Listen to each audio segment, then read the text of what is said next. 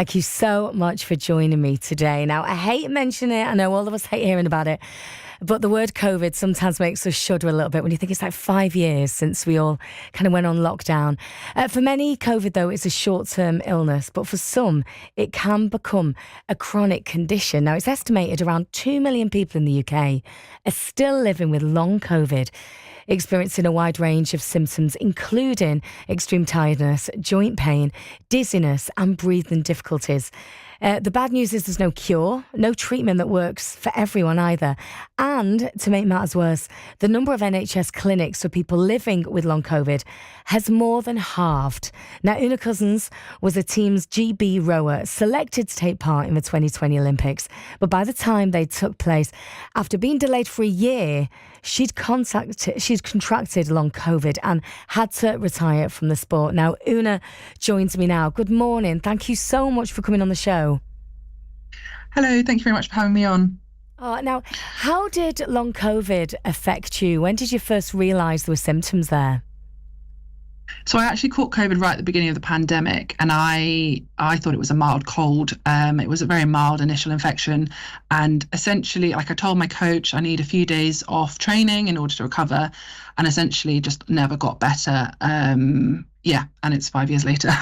And I can't imagine what it must have felt like to have your Olympic dream taken away from you, there was nothing you could do about it. Yeah, I mean, it was devastating. I couldn't really believe it was happening. I was at peak health. I was training 16 times a week. This mild infection just was having this ongoing impact on me. It was completely debilitating me.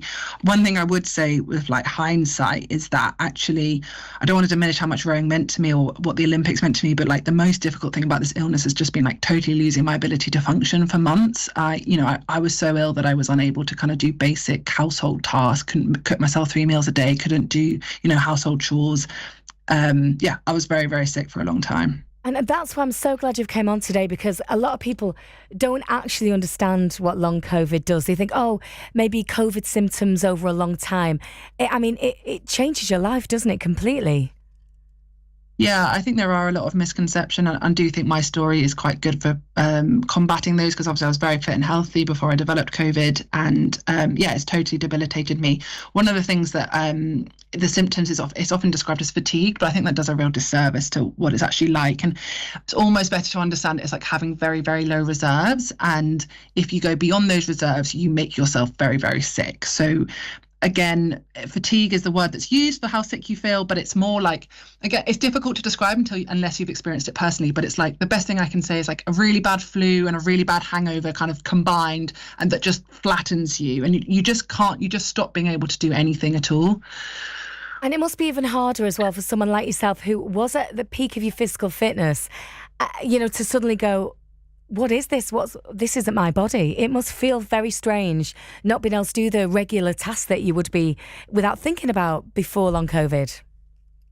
Yeah, for sure. I think it's very difficult. I mean, one thing I would say is I think sometimes, people pedestal my experience because I was an athlete, but it's difficult for anyone. That people can't look after their families. They can't, they can't work.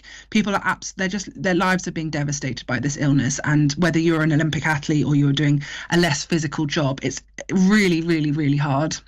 And now you're an ambassador, aren't you, for the charity Long COVID Support. So tell us a little bit about the work that they do. Yeah, so it started as a Facebook group, actually, when people right at the beginning of the pandemic, when there was so little recognition of long COVID, coming together and meeting online. And then they basically started working together to raise the alarm and push for recognition. And it's really been to any of the kind of research, awareness, healthcare services that we do have has all been driven by the patient-led movement.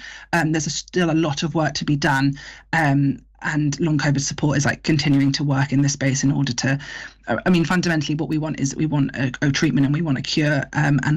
We're doing the work to try and make that happen. And 5 years since the pandemic, what impact do you think this has had on the nation's health? Well, yeah, it's honestly vast. It's crazy that it's not been talked about more. There's 2 million people who have it, and it's an ongoing thing. People are still developing long COVID. The risk is slightly lower, but people are still getting it. And actually that means that the burden is increasing because there's a lot of people who have been sick for 5 years and not getting better, and people are still developing it. So it's been called a mass disabling event, but you wouldn't know that it happened if you like, it's just been swept under the carpet. And there's so much more that needs to be done. Like the government's talking a lot about like trying to get people back into work. There's all of these people who they want their lives back. They want to work.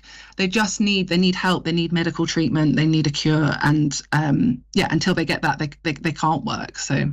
Yeah. And for anyone listening right now who's saying, the symptoms sound very similar to what they have and they'd love some support, where can they get more information? Thank you. www.longcovid.org, or on Facebook, it's the Long COVID Support Facebook group. Oh, well, thank you so much for coming on. I think it's so important to talk about it. I do know some friends who are, really struggling with long COVID at the minute, and people kind of think, oh, you'll be fine, come on, kind of snap out of it. And it's like, it isn't that at all. It's huge. And I think it's great that we're actually having this conversation today so more people can realise what it is that people are going through at the minute. Like you said, there's a lot of people going through this. Yeah, I totally agree. We need to talk about it as much as possible. And there's a lot of misconceptions that it's just like not that bad. And it's actually incredibly debilitating disease. And I think in general, like long COVID can kill, but we tend to, like, if a disease is debilitating but not likely to kill you, we tend to kind of minimize it and dismiss it. But we should fear these illnesses far more. They totally destroy your life and you're just unable to function whatsoever. So we really should be taking it a lot more seriously than we currently do. Oh, well, thank you so much for coming on. That's Oonagh Cousins there sharing her experience currently of long COVID. Really appreciate her coming on the show for us today. And a spokesperson from the Department of Health said long COVID can have a debilitating impact on people's physical and mental health. And we are committed to ensuring there are quality services for people suffering with it in every part of the country. No single treatment currently exists for long COVID, which is why we have funded research into the condition. Wow, I'd love to hear from you as well. Maybe, you might be going through those symptoms at the minute and it may have completely changed your life. I'd love to know how you're feeling with the support that you're receiving with it at the minute.